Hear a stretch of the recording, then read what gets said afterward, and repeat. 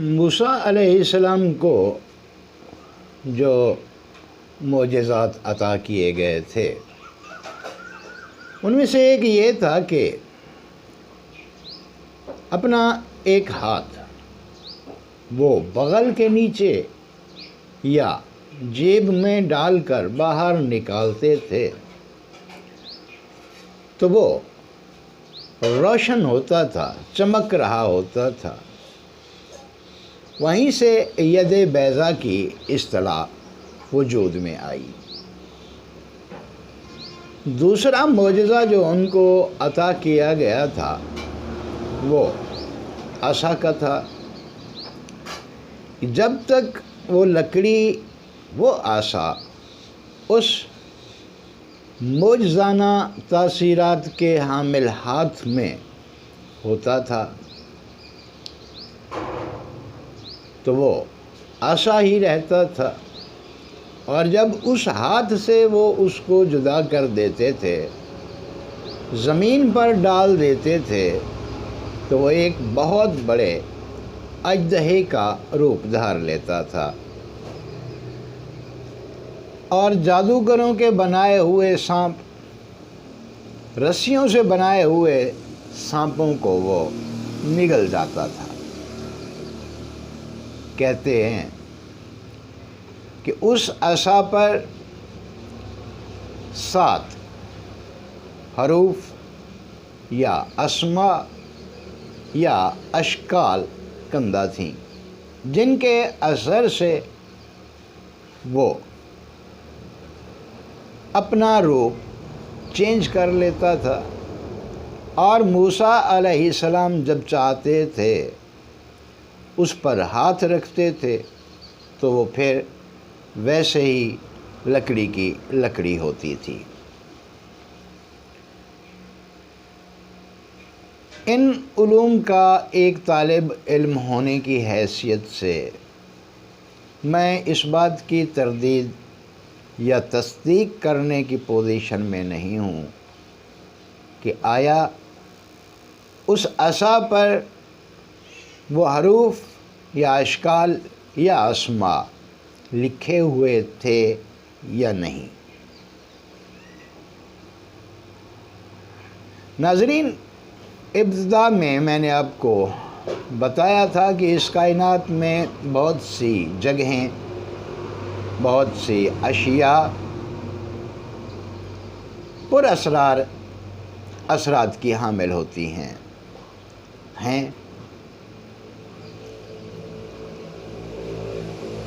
موسیٰ علیہ السلام کے عصا پر جو لکھا ہوا تھا یا نہیں، اس بات سے ہٹ کے وہ اسماء، وہ اشکال یا وہ حروف کس نے لکھے، ان کی تعلیم کس نے دی، بہت سے سوالات ہیں۔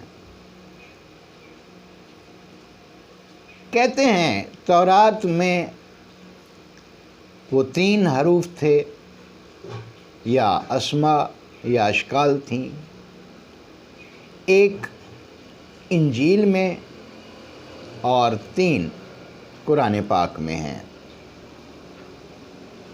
وہ اشکال بھی ہیں، حروف بھی ہیں۔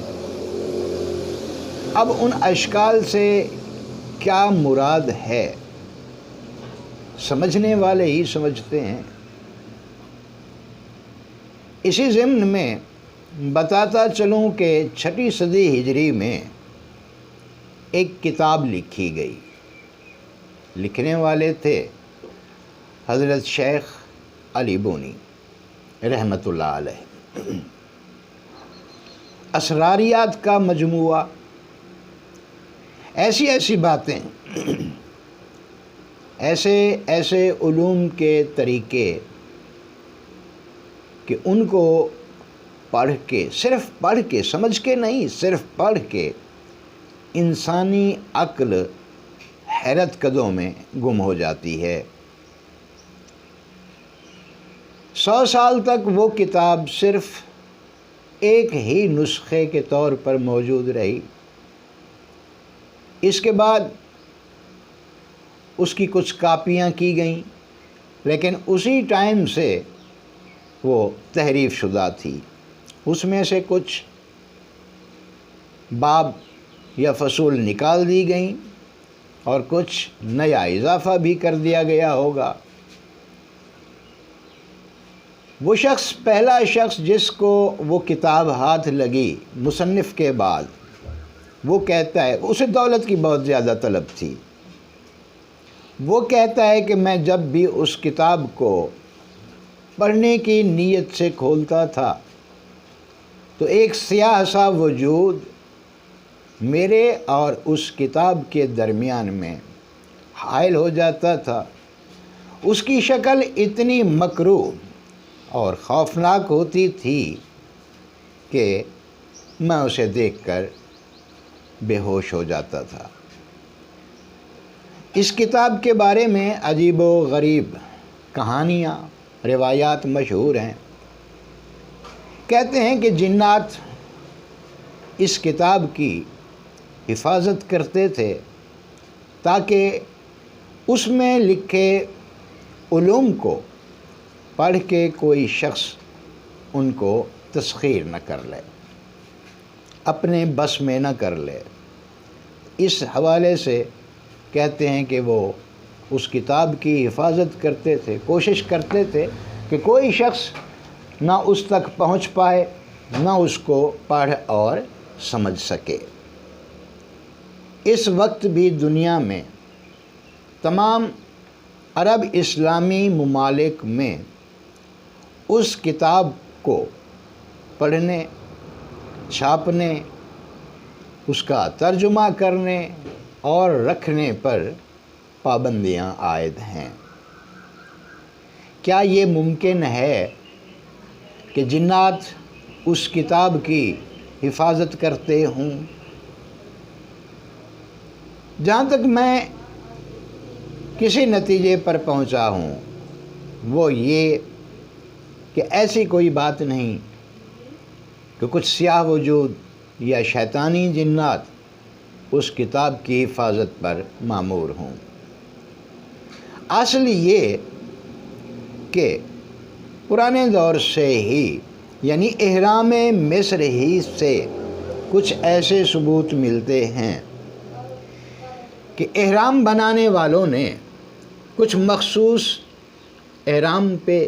اہراموں پہ کچھ طلسم پھونک دیے تھے یا لکھ دیے تھے، جن کے اثرات سے وہ اہرام پوشیدہ ہیں، ابھی بھی دنیا کی نظر کے سامنے نہیں آ سکے، یا ان سے برآمد ہونے والی اشیاء، ممیاں یا دیگر چیزوں پر بھی وہ طلسمات پڑھے گئے یا پھونکے گئے یا لکھے گئے، جن کی وجہ سے وہاں عجیب و غریب واقعات رونما ہوتے رہے، بلکہ اب بھی ہو رہے ہیں۔ یہ اثرات تب ختم ہوں گے جب کوئی ان طلسمات کا توڑ کر ڈالے گا، توڑ کرنے والا ہوگا۔ میں سمجھتا ہوں کہ اس کتاب کے ساتھ بھی یہی ہے۔ مصنف نے اس کتاب کو طلسمات کے پردوں میں لپیٹ دیا ہے۔ وہ شخص جو اہل ہے، جو اس کو غلط طریقے سے استعمال کرنے والا نہیں ہے، وہ اسے کھول بھی لیتا ہے، پڑھ بھی لیتا ہے اور سمجھ بھی لیتا ہے۔ اس کتاب کے مصنف متنازعہ شخصیت کے مالک رہے۔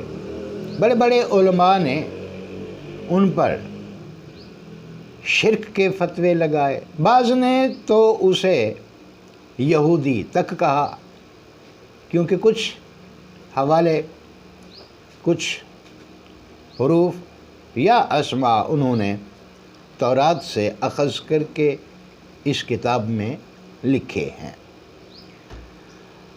حضرت علامہ یوسف نبہانی رحمۃ اللہ علیہ نے ان کے بارے میں لکھا کہ انہوں نے جو کتاب لکھی ہے وہ عارفین کے لیے بہت بڑی رہنمائی کی سی حالت رکھتی ہے، عوارف کے لیے وہ ایک نایاب چیز ہے۔ دنیا میں یہ کتاب اب بھی موجود ہے، اصل نہ صحیح کچھ تحریف کے ساتھ، لیکن اس کا وجود ہے۔ کراچی میں ایک شخصیت ہوا کرتی تھی، محترم کاشل برنی صاحب۔ انہوں نے اپنی کتابوں میں حضرت شیخ علی بونی رحمۃ اللہ علیہ کے حوالے دیے ہیں، ان کے کچھ اعمال بھی نقل کیے ہیں۔